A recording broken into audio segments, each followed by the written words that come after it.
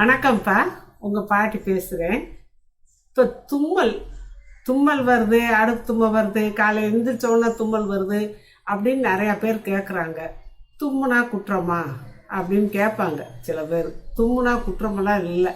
அது ஆண்டிலேருந்து அரசை வரைக்கும் எல்லாத்துக்கும் தும்மல் வரத்தான் செய்யும். தும்மலை யாரும் கட்டுப்படுத்த முடியாது. காற்றுல உள்ள ஒரு தேவையில்லாத தூசிகள் நம்ம மூக்குக்குள்ளே சுவாசத்தில் போகும்போது எல்லாருக்கும் தும்மல் வரத்தான் செய்யும். இப்போ காலையில் எழுந்திரிச்சோன்னா தும்மல் வருது, அப்புறம் சரியாக போகுது அப்படிங்கிறாங்க. அது ஏன்னா படுக்கிற படுக்கையில் பஞ்சாலான மெத்தை, பஞ்சாலான தலானிகள் வச்சுருக்காங்கல்ல, அது நாளடைவில் ரொம்ப இதாகி அது அப்படியே பறக்க ஆரம்பிக்கும்.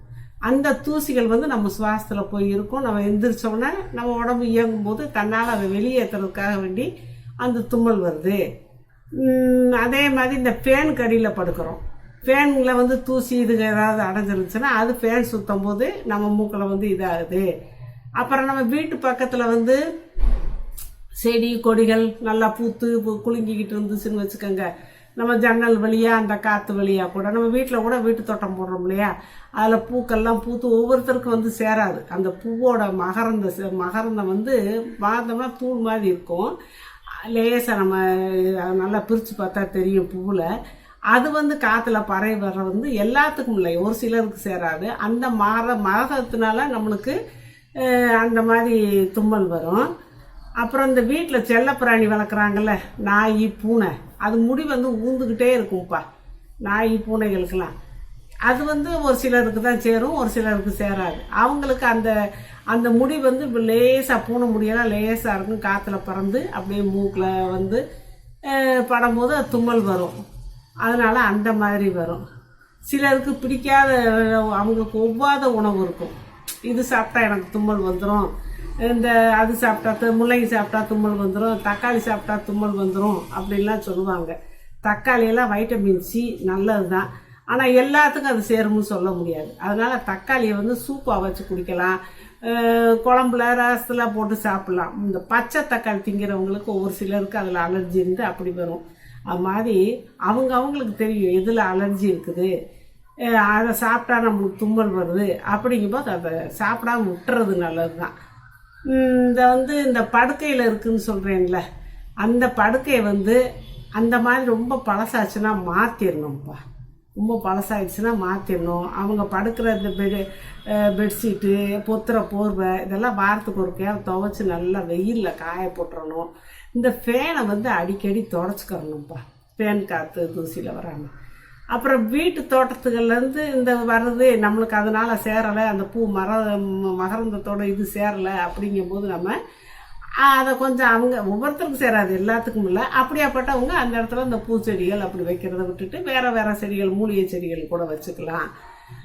ரெண்டாவது இந்த கதவை அடைச்சிக்கிட்டு காத்தோட்டம் இல்லாமல் படுக்கக்கூடாதுப்பா.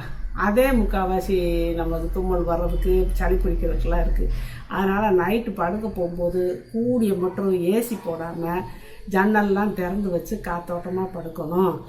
அப்புறம் இந்த நம்ம படுத்துருக்க ரூமுக்கு பக்கத்தில் ஏதாவது ஈரநாம்பல் அடிச்சிச்சு, இப்போ பாத்ரூமே இருக்குது, அந்த பாத்ரூமில் சரியாக எந்த நேரமும் தண்ணி வந்துக்கிட்டே இருக்குது, அதில் ஈரநாம்பல் அடிச்சுன்னா அதில் இருக்க பூஞ்சை அது பூஞ்சா பிடிச்சிடும், பாசம் பிடிச்சிருதுன்றாங்களே, அந்த மாதிரி அந்த வாடை ஒரு மாதிரி வாடை அடித்தாலும் தும்மல் வரும். அதையும் நம்ம பார்த்து க்ளீனாக வச்சுக்கிறணும். காய விட்டு தான் பாத்ரூமு எல்லாமே காய விட்டு நீட்டாக இருக்கணும்.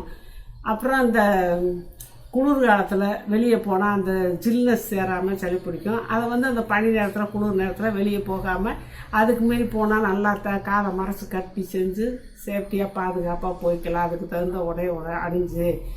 அப்புறம் பச்சை தண்ணி ஜில்லுன்னு குளிர் காலத்திலலாம் குடித்தா தும்மல் வரும். அதுக்கு நம்ம அந்த நேரத்தில் வெதுப்பான தண்ணி குடிக்கலாம். இந்த மாதிரிலாம் தும்மலை கண்டு பயப்பட வேணாம், தும்மல் வரத்தான் செய்யும். அதை என்னென்ன செஞ்சால் எப்படி சரியாகுங்கிறத இப்போ நான் கோளாறு சொல்லி கொடுத்துருக்குறேன். அது மாதிரி செஞ்சுக்கோங்க. செஞ்சு தும்மலை பற்றி பயப்படாதீங்க.